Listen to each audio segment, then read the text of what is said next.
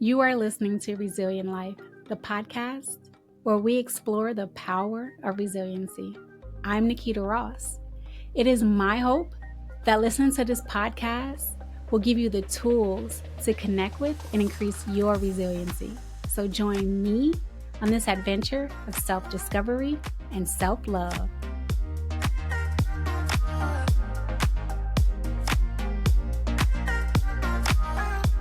Thank you, Barbara, for agreeing to be a guest on the podcast Resilient Life, where we speak with individuals about the resiliency they've experienced in their lives. If we can start with your name and your chosen profession. Well, my name is Barbara Penny. I am the owner of Penny Be Fine Design. I am also a regional program manager for the Department of Transportation. I have an undergrad in social work, a master's in human service and social service administration, and a doctorate in emergency management. I have a question because I noticed that you mentioned two careers or professions. One where you are employed by the government and one where you are your own boss. What is that like of having those two different career tracks? So working for the Department of Transportation, I have to say that my life took me to working for them. Life experiences. Mm-hmm. What I deal with, or what my job requirement is I give money to the states to do transportation safety initiatives. To go back, I lost my sister-in-law to an automobile accident. She didn't have on a seatbelt. She flew out the windshield and the car tumbled on top of her. That left my brother with two children at the time, which were 2 and 4. I also was a victim of a drunk driver. I was hit at 8. And when I was hit, I was holding hands I was at the park with a bunch of friends. An adult had taken us and we were holding hands. It was probably like maybe 10 of us or so. We was holding hands to walk across this busy street called Stony Island in Chicago. So anybody who's from Chicago know about Stony Island.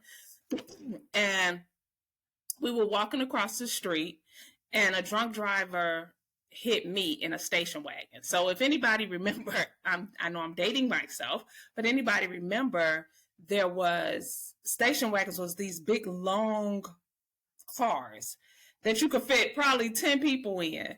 And so when he hit me, I was knocked unconscious. I ended up having to go to the emergency room. I had to learn how to walk all over again, different things like that. I was damaged to the point my face was so damaged that my best friend didn't even know who I was. So I experienced that. So when I say my life took me to the position that I currently have, wouldn't have never even known it, right? Never known it. But I can speak from a victim standpoint. So that is a position that I, of course, never wanted to be in. But, your life situations take you to where you at. You're able to, your trial. I always say your trials and tribulations are testimonies for others, because you never know what your experiences, the experiences that you're going through, you're going to be able to help somebody else. So that's one. And then when it comes down to my business, which I truly enjoy, that is, I make cups, designer cups like the one that I have here, aimlessly plugged, but not so much. I also design clothes. It's something that I've always done. So fashion has always been me. I enjoy it. I love it. And it's funny because I'm looking at myself and how it lights me up to bring joy in my life. My business very much so does that. And I love seeing other people look beautiful. I love seeing other people just enjoy themselves.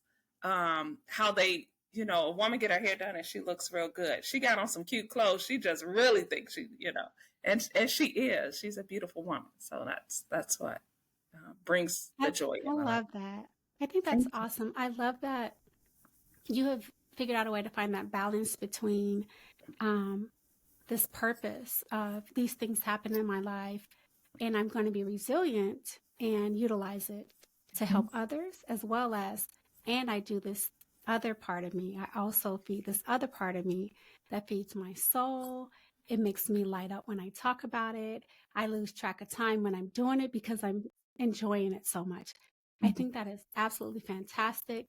Do you have any advice for others who haven't quite found that balance, that either that balance or the thing that feeds their soul? Do you have any advice on how to get to that place of finding that activity or career, hobby, whatever it is that they can engage in that like makes them light up like you did when they talk about it? I would say go into your secret place or go into a quiet place and write down all the things that are you believe that are amazing about you, things that make you smile. It could be taking care of other people. So I would say find the things that excite you, that bring a smile to your face when you think about a place that you've been in. Because it doesn't necessarily have to be career wise. It could be, I love to travel. I love being in and let's go with not something that doesn't cost money. Maybe I love to be in a park. I love to hear the Mm. birds chirp. Uh, there's people that are birdies, and I didn't really know about this. Think about the things that bring you light and it makes you smile, and then write it all down and then pursue it. Go and pursue it. Find out, get yourself involved in maybe some form of Facebook group or meetups. Get yourself in, go meet the people that's doing the things that you're doing or the things that you want to do. They will lead you along the way. So yeah, that's what I I would love say. that. I think I have a follow up to that, and I think that's really sound advice. Mhm. And what do you say to the person who's like, okay, I did what Barbara said. I wrote down my list. I don't have time. I'm always working. I'm tired. I have to take care of the kids. What advice do you have or suggestions do you have for those who may be afraid? I don't know anyone. Join a Facebook group. I don't know anyone. I don't want to look stupid. I don't want to feel stupid. I don't want, and have maybe trepidations or concerns or fears about venturing into this new path. How would you advise people to deal with that or face that? Okay. So you have to remember to put yourself first. If you're not good for you, you're not good for anybody else. So, yes, you may have a family. I had a family. I put my kids to bed by 8 o'clock. By 8:30, they're knocked out sleep. So we're in the bath time. They've eaten. There's a routine, and I understand everybody's schedule is not the same. But put some time for yourself. You have that. The introvert is in you, and it's hard for you to go out and meet other people, and that's why I say go to Facebook groups, because believe you me, something that you want to do is something a lot of people are doing. You're not the only one. It's a lot of people out here. You got to reach and search for them. So that's the advice that I would give. I think that's sound advice. And it reminds me of this saying that I've heard several times: you can't pour from an empty cup. You can't pour from an Yes, empty yes, cup. yes. And so that leads me right into the first question that I like to ask usually. But our conversation started out so well, I didn't even get to the first question that I usually ask. Okay. How do you define resilience? Mm. Getting back up and starting all over again. You may be Mm. knocked down, but get back up. Put yourself together. Fix your clothes. Put your crown back on and start all over again. I see resilience as the ability to readjust. Mm.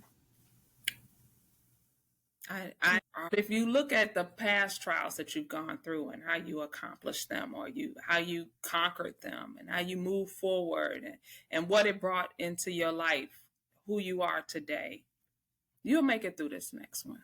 Amen. Yeah. Yes.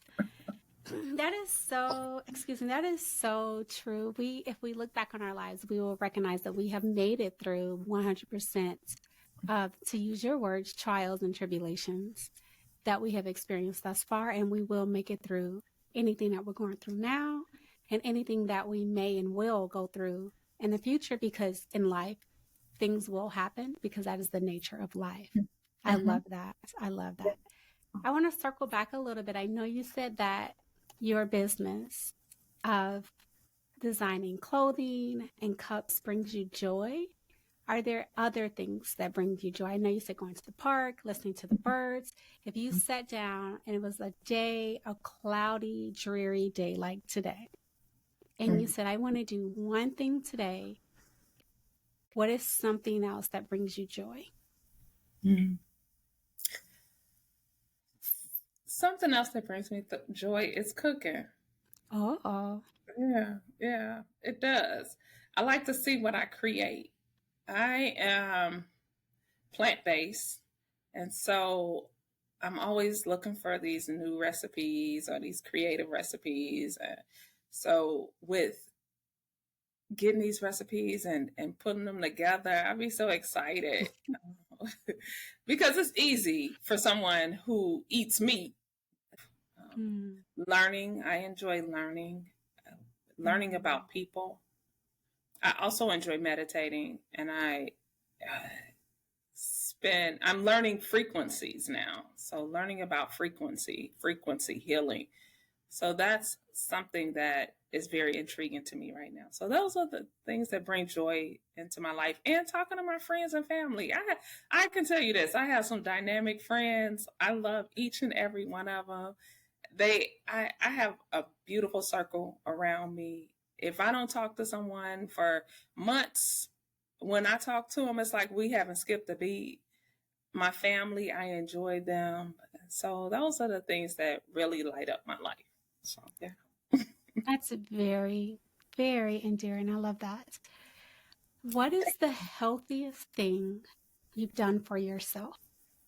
The healthiest thing that I've done for myself was making a decision to go plant-based. So I was pescatarian for, I want to say I was pescatarian for about 4 or 5 years, right? And then I went to vegetarian.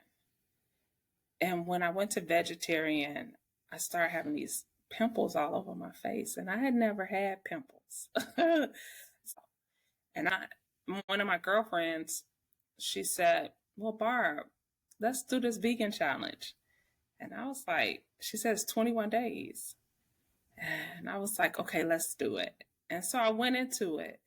And I mean, my face cleared up instantly. Oh, wow. I also saw a difference in my weight loss, and I felt good. Sounds like for you, the healthiest decision you made for yourself was to listen to your body. Yeah. And then I also don't use the word healthy versus unhealthy, because I feel like it sounds a little judgy, but just conscious eating and being conscious of what makes your body feel good, what makes you feel healthier. And so it sounds like, am I understanding that correctly? That is the healthiest decision you've made, is listen to your body, and then giving your body, being mindful in your choices of food and what you put into your body based off of what your body, how your body responded, based off of your energy level. Is that correct? Yes. Yes. I think that's awesome. Thank you. I think that's really awesome. I similarly have been trying to do better at listening to my body. And as I do notice a difference in how I feel, not just physically, because I don't feel as sluggish when I listen to what my body likes, but I also, my mood is better usually when I'm listening to my body, I guess, because it doesn't have to work so hard.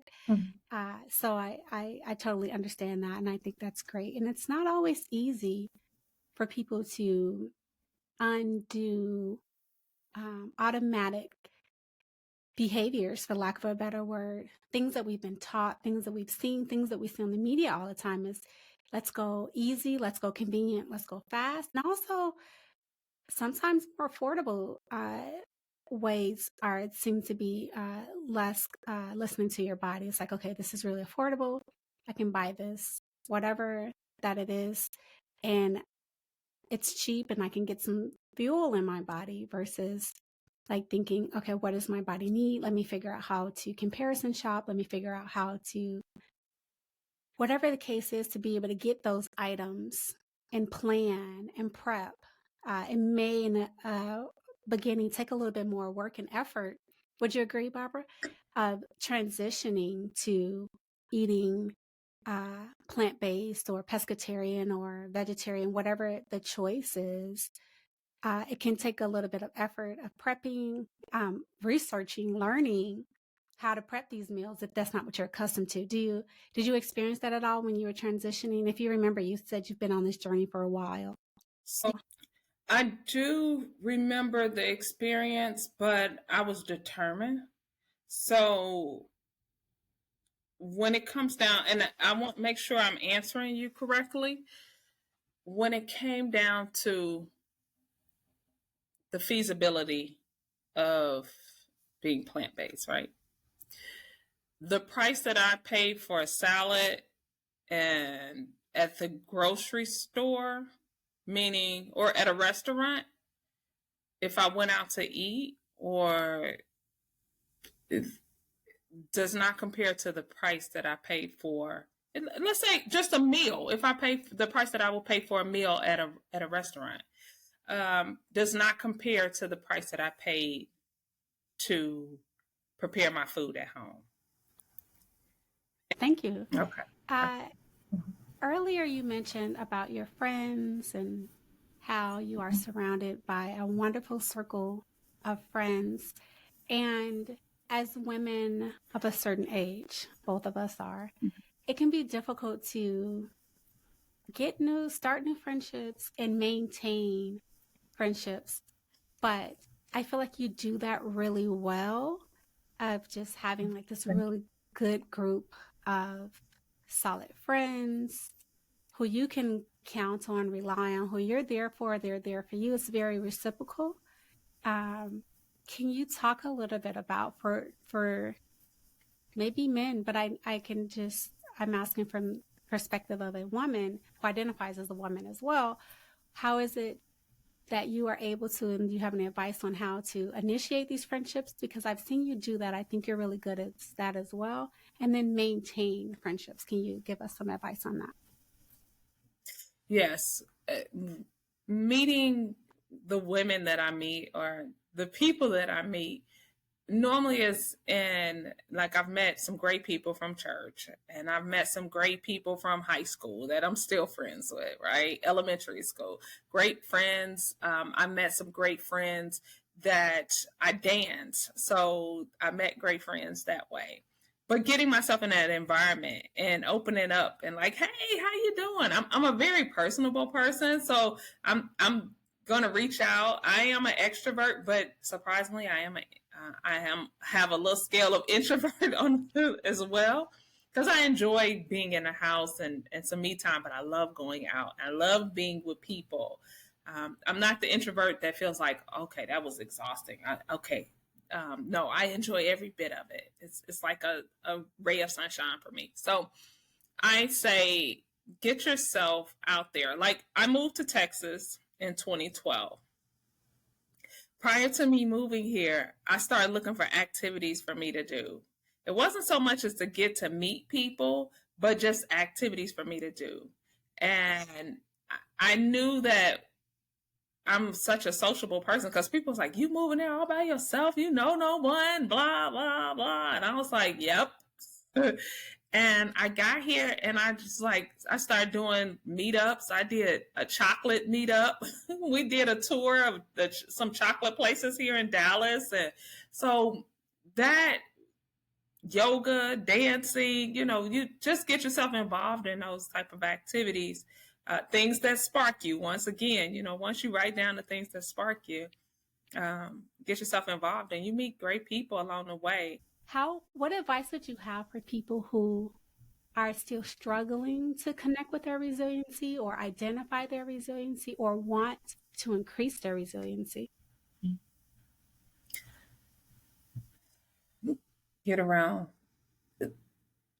open up, and share what you're going through. Because some people may know that you're going through an experience, but you may be still smiling through it. You may still be, hey, your everyday life, right? But when you go home and you deep down in the bed, you're slumped and you are crying. So open up, tell people. And if you feel like you don't have anybody to tell, talk to a therapist. I also say journal. I journal. And I also create vision boards every year. And I've been doing it for a long time and just seeing. And when I do a vision board, I also put on where I am currently. And then it's like this big board, and I put where I am currently, and then I see it. I start venturing off to what I want this year to look like. So I don't focus a lot of space on where I am currently, because I don't want my future for this year to look like that. So I just do a small space, and then the rest of the board is what I want my future to look like. And so journaling, you can do the same thing, and you can talk about, this is what I'm experiencing and today, write down a time and write down, the feelings that you're feeling internally. Write down what experience you had that day. I would definitely say spend time in meditation, journal, get yourself a therapist if you feel like you don't have good people around you to expose your experiences. I've had experiences that I felt like I didn't want to tell anybody. And then when I did tell people, they was like, Barbara, I'm sorry you went through that, and you went through that all alone. And being able to tell them, they was like, don't ever hold anything back like that from us. And so it was refreshing to know that, someone else looks after me or thinks about me. So yeah, you have to open up. And when you open up, you'll find that other people will share things with you as well. Things that I heard in what you just said are vulnerability, that opening up, trust, meaning that when I'm being vulnerable, I'm trusting that I'm in a safe space, that my friends or whomever I open up to, it's going to be a safe space. And then accountability, when you talked about doing that vision board of going back in order journaling and writing down, how could I have handled that differently? That's accountability. So I love those three. Those are the three things that jumped up to me out of everything you said. So vulnerability, trust, and accountability. And I feel like those are so pivotal and integral in being healthy, how I define healthy human beings, and how we can grow if we're open, to use your words, vulnerable, if we're trusting that things will work out for us, and if we have accountability, and for our actions, for our words, and for our thoughts. I think that is one of the three of the most important things that if we just took our time and continually came back to those three things, we could be calmer, healthier, and happier. So thank you for that. I love how you worded those without just listing three things. You gave very clear examples. So thank you for that. When you're thinking over your fulfilling life, if you can pick out only one thing that you are most proud of, what would it be? My ability to love self. Oh, wow. Yeah. I love me some Barbara. Yeah, I do. And knowing that I love Can you tell me why that's important? um, Why is it important that we love I ourselves? put myself first over everybody and everything. Now, don't get me wrong. I'm a giver. I'm a lover. I'm there for everybody. But I have learned to put myself first. And I always try to teach that or share that. Not necessarily teach it. I give ideas and tips, but I try to share that with my friends as well. Put yourself first. Take some time out. Go to the spa. Go, go meditate. Get you a corner in your room. Go to the bathroom, something, take you a nice bath. Take have a me day. Take care of your health. I like that. I think that connects back to what we said earlier, that you can't pour from an empty cup. And so if we are taking care of ourselves and putting ourselves, to use your words, to put ourselves first, then we are replenishing that cup, and then we can be better friends, better parents, better siblings, better daughters, sons. It allows us to provide and give more freely and more in depth if we have first taken care of ourselves. So I think that is so, so important. And then our last question is, and you hinted on it a little bit, but I would love for you to elaborate in the same topic of putting yourself first. How do you celebrate, Barbara? How do you celebrate yourself? I travel. I'm a world traveler, and I don't let nothing stop. When I travel internationally, I always do 2 to 3 weeks, and I'm free. I put myself right in the place. I want to be around the locals. I want to eat what they eat. I want to just feel the environment. I love doing that because it opens me up. It allows me to see and gravitate to other experiences, learning other people's lives, and, appreciating the life that I have, the affordability to be able to do this. I just got back from Africa, and I told a friend, I said, I'm living someone else's dream because there's other people who wish that they could do this. So I'm so appreciative of this opportunity. So traveling is how you celebrate yourself. I love that. Yeah. Thank you so much for clearing your schedule to answer some questions and let me pick your brain and go deep into your personal life. Thank you for being open. Thank you for being vulnerable. Thank you for being honest. Thank you for your friendship. Thank you for being you. I'm so grateful to know you and to have you in my life. And with that, we will end the episode. Thank you for having me. It has been such a pleasure. I hope this episode gave you some tools to connect with and increase your resiliency. I'm proud of you. Let's keep up the momentum. Follow Resilient Life on your favorite podcast platform and on YouTube at Resilient Life Podcast. Until next time, be kind to yourself and others.